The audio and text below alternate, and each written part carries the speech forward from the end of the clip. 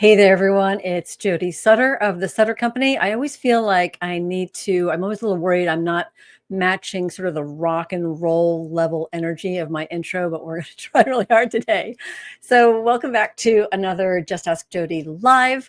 I am really thrilled to be welcoming someone that most of you probably know well. Before I get to that introduction, though, folks are here. Please do comment on LinkedIn, and I promise that we will address as many comments as possible, answer questions. We really want to hear from you. So it is the end of January. January can be kind of a tough month in our business because things tend to sort of start off slowly and then all of a sudden, boom, we're like almost halfway into Q1. So I hope that the new business year is going well for you. I hope that you were able to follow or build a really strong plan, that you're following it, and that the pipeline looks good. Okay, so for today, I am welcoming a, a, a woman who probably needs so little introduction, Sharon Napier of Partners Napier. She is one of the 100 most influential women in advertising. I was just looking at her bio, refreshing myself on her background. I was like, wow, I think this is the first time I've had a top 100 most influential women in advertising on the show. Sharon is the executive chair and founder of Partners Napier, which is a full-service creative and media agency. It has twice been ranked among the top 20 most effective agencies in North America by Effie Worldwide. And Sharon, we're going to welcome her to the show. Thank you so much for being here. It's so great to see you. Oh, thank you, Jody. What a nice introduction. Thank you. Thank you. Like I said, there's so many more things that I could say about you and your agency and what you've done. And I really appreciate that you are interested in coming on and joining us today. Absolutely. Thank you for inviting me. Yeah. So, a lot of the agencies that I tend to serve are small agencies, owners of small agencies. Now, you are probably considered kind of Partners Napier, maybe to by some standards small, but probably you're a lot bigger than a lot of the agencies I work with. Tell me a little bit about how big Partners Napier is right now, and sort of maybe a little bit about the story over the last, you're celebrating a big anniversary this year too, right? Yes, we celebrated in 2024 our 20th anniversary. Oh my gosh. So I'll tell you a little bit about our story, but the theme is it takes time. And it doesn't happen overnight. We started out with the Brave 40. My partners and I bought out an agency and renamed it Partners Napier. 19 of our Brave 40 still work here. Today, we're 165 people. We describe ourselves as a integrated creative and media company with production and design under one roof. Mm-hmm. We basically, built out our growth has come through capabilities that we thought our clients wanted and needed. And as we brought on new clients, we looked at new capabilities. Our latest one was media, which is about 5 years ago. And for us, that's really been a game changer because the application of creative and media working together for the right clients is really, really strong.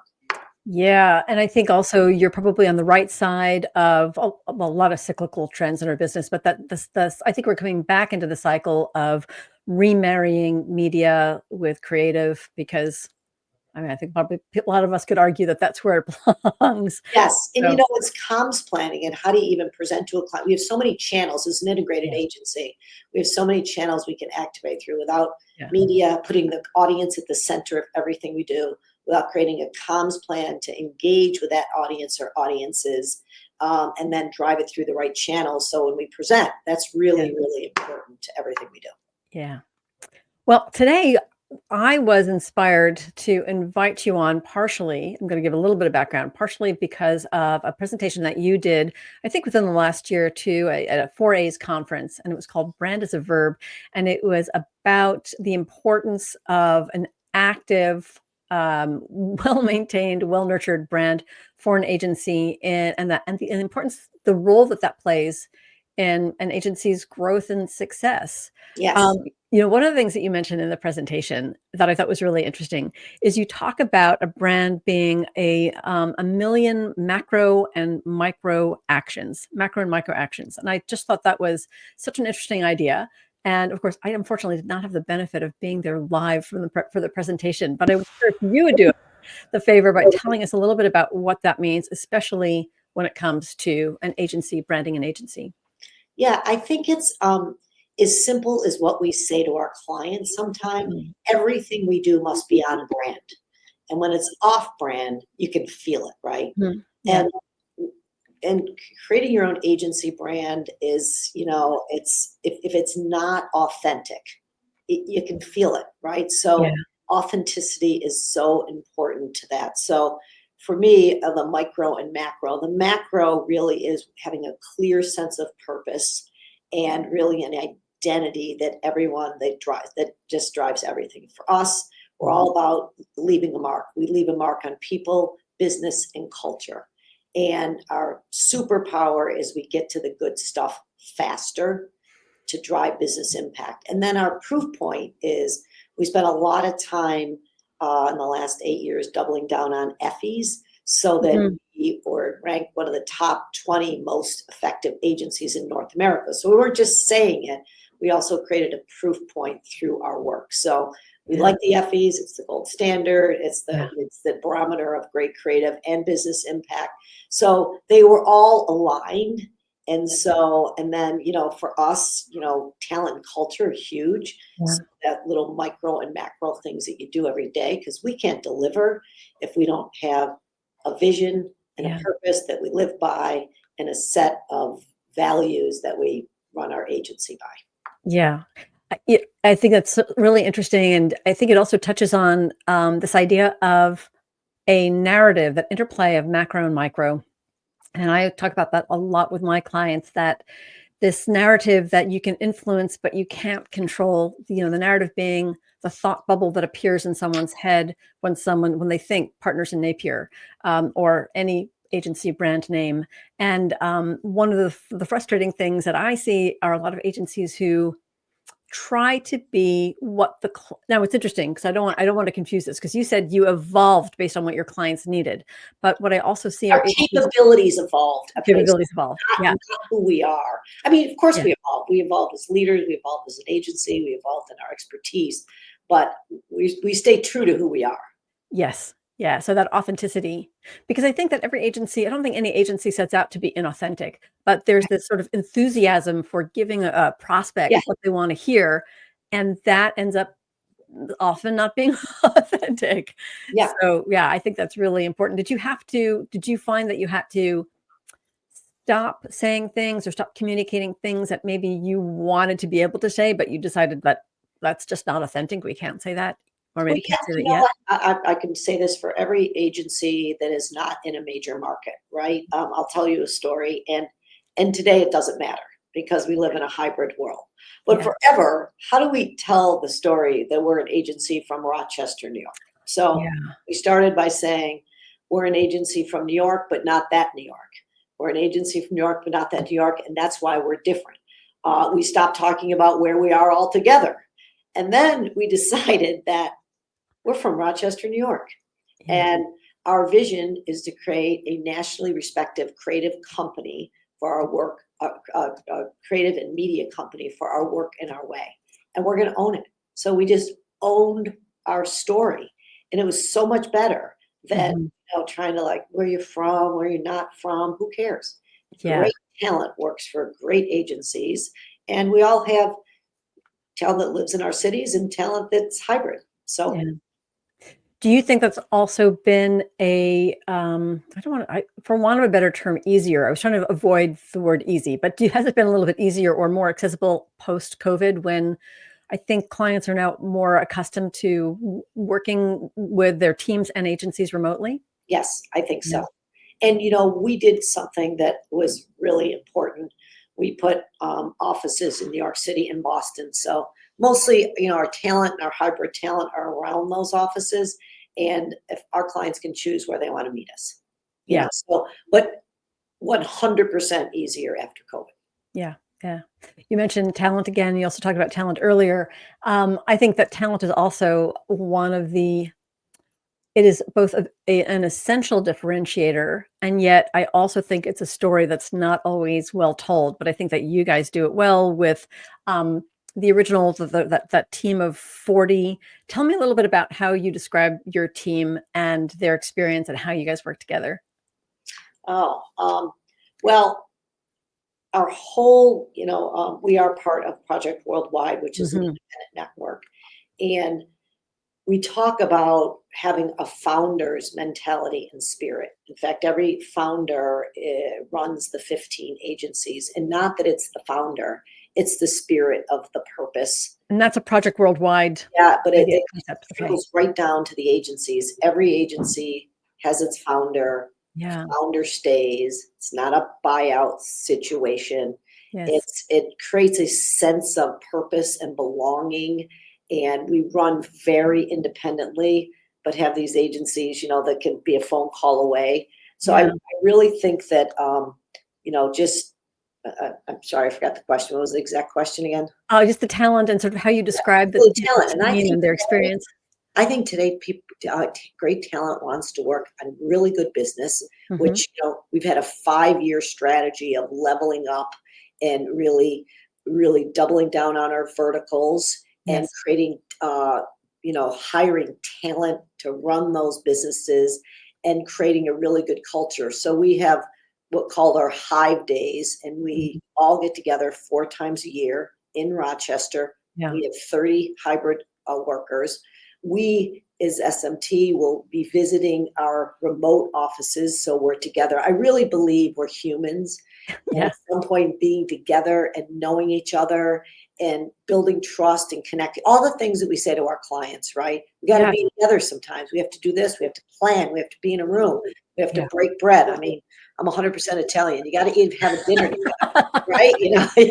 Yeah, yeah. So, those things are really important. And we Yeah. got away from just some of those simple human factors, even with AI, important, incredibly important for create efficiencies in the right way. But at the end of the day, it must be a force multiplier Mm. because what we do, creativity, is Yeah. a human team endeavor. So I just think like Partners in Napier, in fact, Mm. we bought it out, our clients named us. I talked to our clients at the time and said, if there's one word you could describe who we are. Yeah. And they said, oh my God, you guys make great partners. You roll up your sleeves, you know when to lead, you know when to partner. So we kind of bring that mentality. In fact, we really feel like our superpower is the partners and, not the partners Mhm. and Napier, it's the Yeah. partners and. It's that extra that we bring to our partnerships, Yeah. internally, externally, to our teams. Yeah.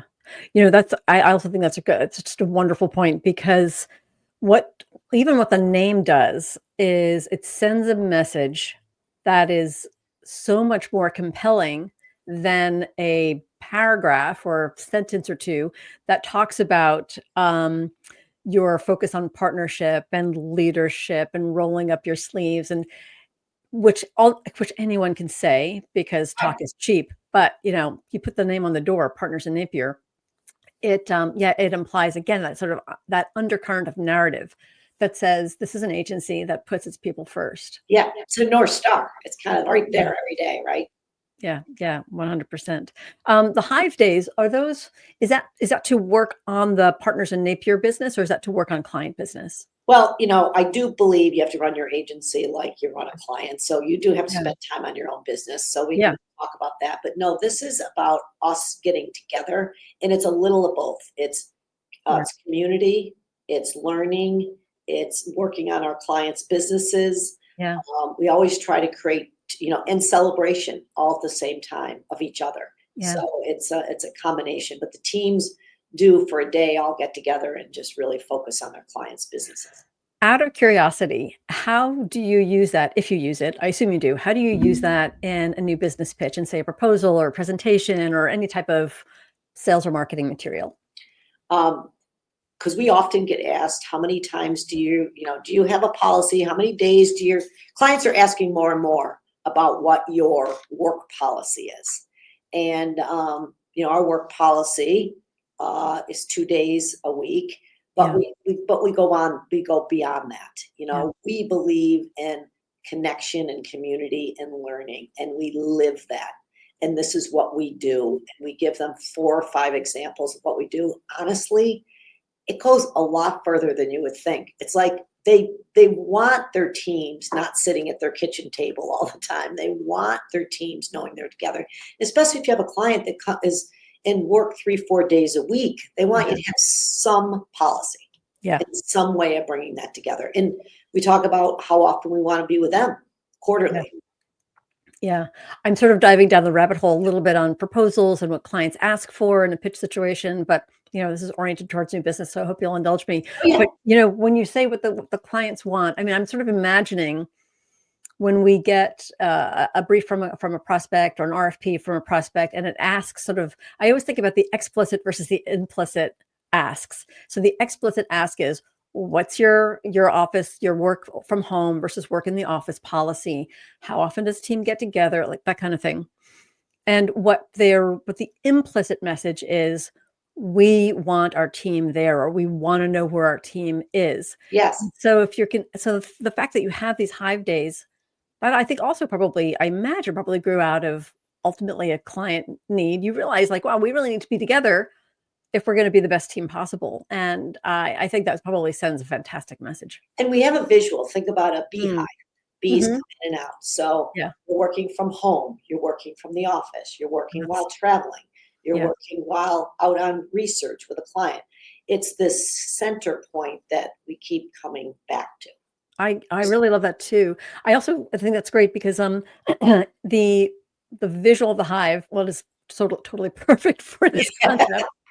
But it tells a wonderful story. And I think also when you're talking to prospective clients, to those businesses who may not know you all that well, for them to walk away with that image and that understanding. I think one of the things we also forget is that when a prospect leaves an interaction with you, whether it's reading a document or an email or having an interaction like this, they walk away and they then continue the conversation in some way with their colleagues. Oh my gosh, I had a really great conversation with Sharon Napier. Here's what she said, or I just read this thing, or what did you think about that whole hive thing idea that you read in the proposal? Conversation happens. And I think that is where you are selling yourself without being in the room. And the more you can understand that and control that or influence that, then the more successful you're going to be. And I bet the concept of beehive does a great job for you there. It really does. It does. We're storytellers at heart, right? Yeah. We have to create them in ways that are measurable or ownable and memorable. Yeah. So I think you're right. The more we can do that, the better. Yeah. Now, speaking of which, I think also your brand as a verb presentation really focused in on story and the importance of story. You've already told us a couple of stories, one being the sort of the origin of the agency.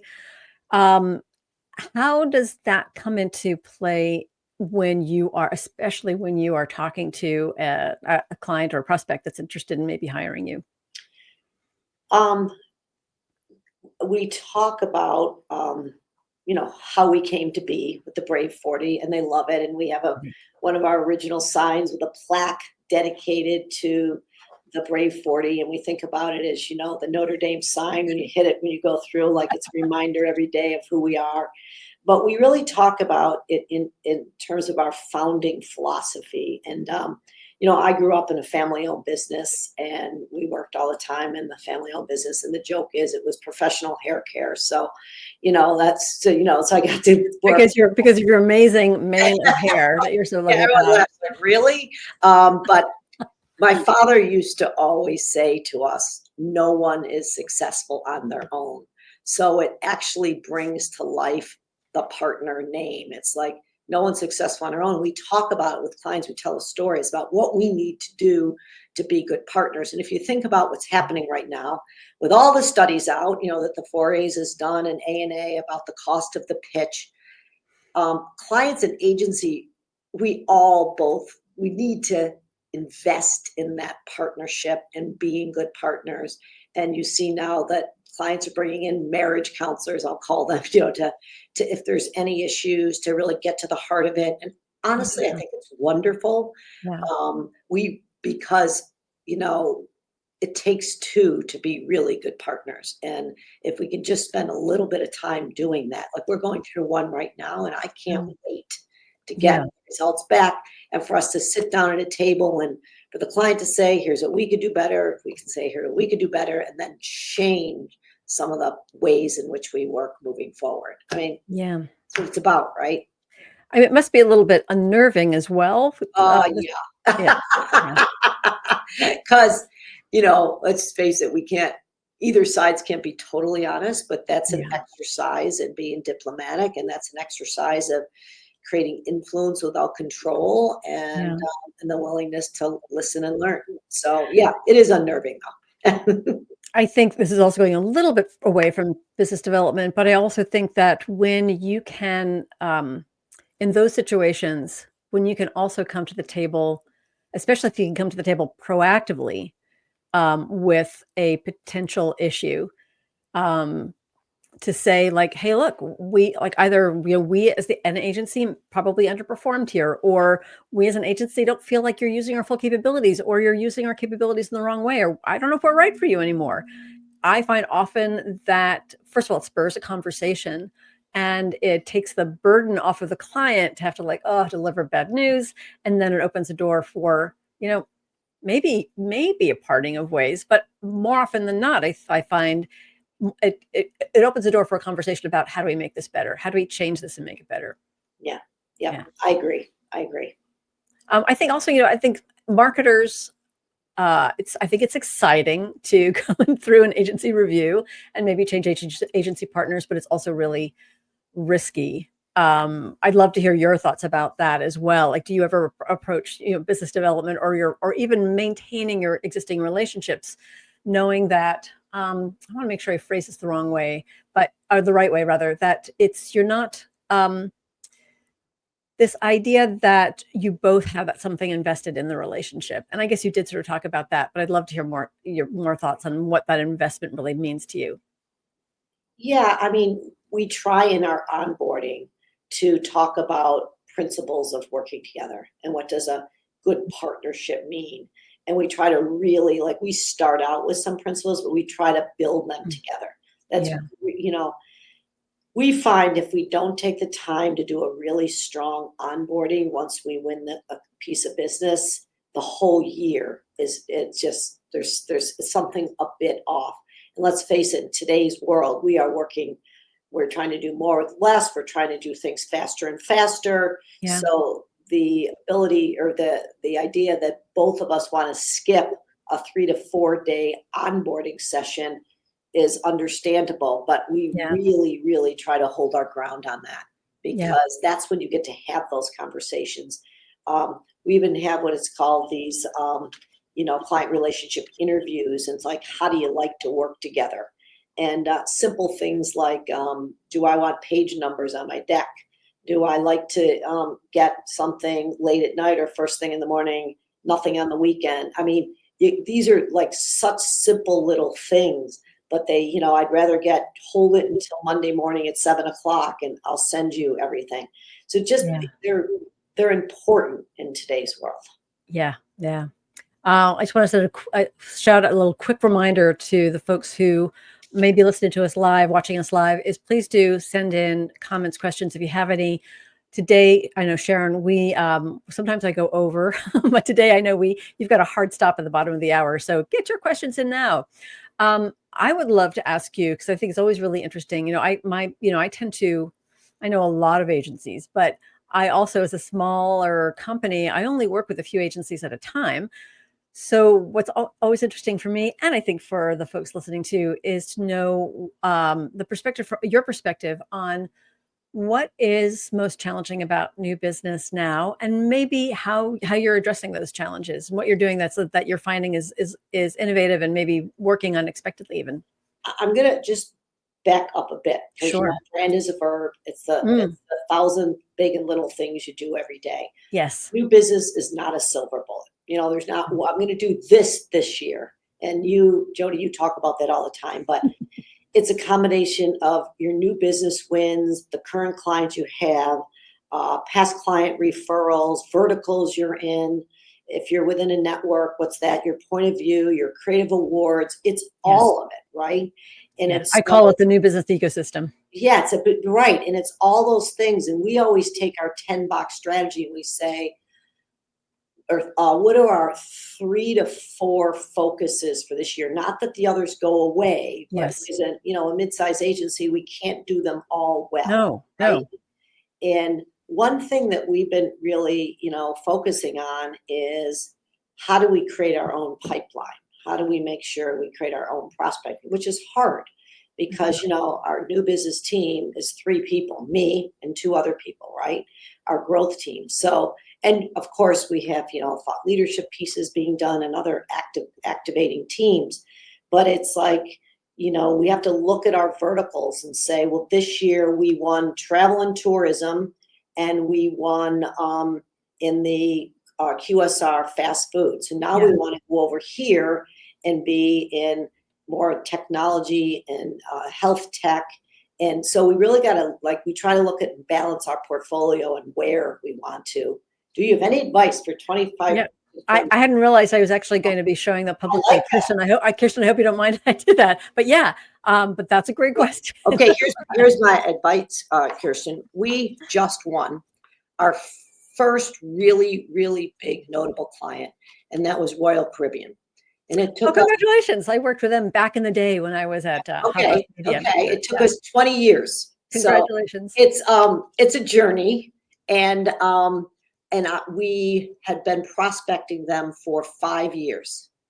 And they always wanted to use a big holding company. They always wanted to use, but we really put together a team of both trusted teammates and fresh perspective. And I think we went all in and we were able to win it. But I think the way to attract it is what they're going to get something very different. And you got to really help bring that different to life and what that different is that you bring. And it was a great way to end the year. Oh, congratulations. That's so exciting. And did, so was that also, and thank you, Kirsten, for asking that. You said, I want to go back a little bit. You said you were prospecting them for 5 years. I assume, just based on the size of the account, that you probably won it in the end through an organized agency review where there was really, oh my gosh. They ran their own review. Oh, good. Okay. Oh, so there were competitors. You did. Oh, yes. Okay. And they were major competitors. Yeah. We had Wyden and Kennedy. We had Quality Meats. Wow. 72 and Sunny. So holy cow. Going into it. And another little thing, Kristen, is like, man, you got to really pump up your team's confidence because, we knew we were good, but, we're up as, some agencies that I highly, highly respect.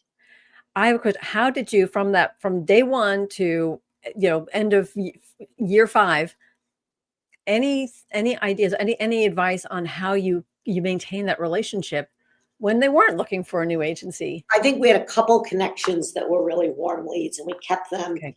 We were really friendly and kept those connections. We had our chief creative officer who had worked on the Come Seek campaign that was highly awarded.